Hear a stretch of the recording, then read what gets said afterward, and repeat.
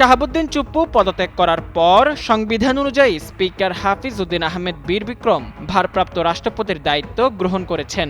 অনেকের কৌতূহল, ভারপ্রাপ্ত রাষ্ট্রপতি হাফিজ উদ্দিন আহমেদের অফিস কোথায় হবে এবং তিনি কোথায় থাকবেন। এ বিষয় নিয়ে শনিবার গণমাধ্যম কর্মীদের সঙ্গে আলাপকালে ভারপ্রাপ্ত রাষ্ট্রপতি নিজেই বিষয়টি স্পষ্ট করেছেন। রাষ্ট্রপতি জানান, তার দাপ্তরিক কাজকর্ম পরিচালনা করবেন বঙ্গভবনে, তবে বসবাস করবেন জাতীয় সংসদ ভবন এলাকায় অবস্থিত স্পিকারের সরকারি বাসভবনে।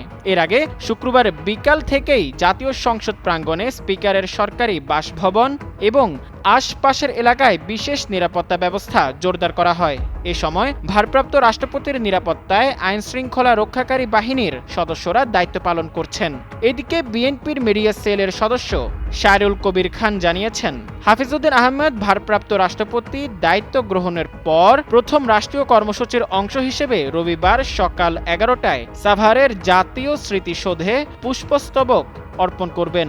এরপর দুপুর 12:30টার দিকে রাজধানীর শেরে বাংলা নগরে শহীদ রাষ্ট্রপতি জিয়াউর রহমান ও সাবেক প্রধানমন্ত্রী বেগম খালেদা জিয়ার সমাধিতে শ্রদ্ধা নিবেদন ও জিয়ারত করবেন।